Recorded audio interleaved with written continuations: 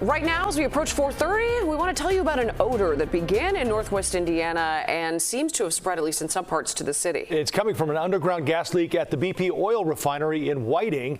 The leak was found and stopped. Our Darius Johnson is live in Whiting for us. Darius, you've been there pretty much all day. What's it like now? Joe and Marie, it is a lot better than it was earlier, but as soon as you started to enter downtown Whiting earlier this morning, it pretty much smacked you across the face. And as you got closer to the refinery, it got much worse. It's still faint right now, and it almost smells like a combination of gas and antifreeze, leaving many people in this area and beyond concerned about the impact it could have. It's such a quaint town. It's beautiful. That's how residents describe Whiting, Indiana, a city with a population of less than 5,000.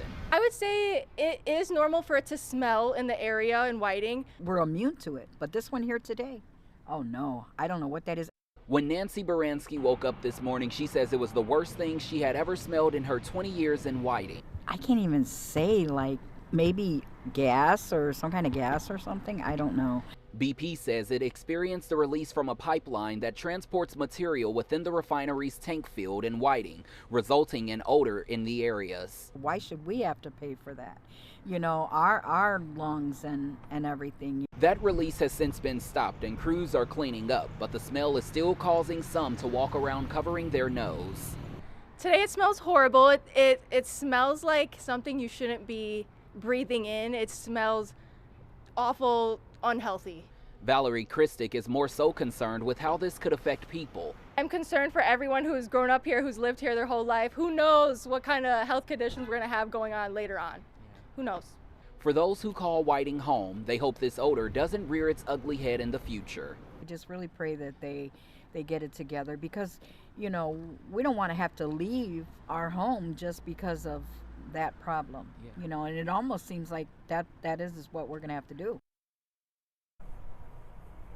Now, BP says it is monitoring air emissions to see if there are any elevated levels in the area that could potentially pose a threat to the people that live around here. So far, none of those elevated levels have been detected, but people in Whiting, Indiana are not the only ones who have been smelling this odor in this area. It's reached people as far as Hyde Park in the city of Chicago. That's where we bring in Chief Meteorologist Albert Ramon, who is tracking the winds and how all of this is possibly spreading in the area. Albert, good evening. Hi, Darius. Yes, so the winds all day today have been more out of the east, southeast, so that would take any kind of particulate in and around Whiting, bring it right into Cook County, and it could even make its way into portions of Lake as well as McHenry County. The winds are starting to turn a little bit more out of the due south over the last couple of hours, so that would put mainly most of the particulate maybe right along the north shore and also out over Lake Michigan. Something we'll keep an eye on. Other thing we're keeping an eye on, the fog. We have active dense fog advisories in effect until 9 o'clock, not for Chicago, but for western and northwestern suburbs, places like McHenry and Aurora and DeKalb, Lake County up towards the north, also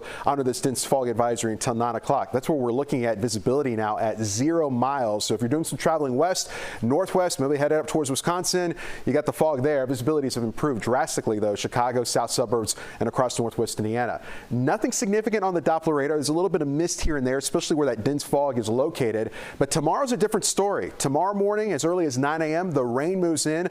100% chance of rain in the forecast, and those highs upper 40s and low 50s. Much more about that rain arriving tomorrow, coming up in full weather. Thanks, Albert.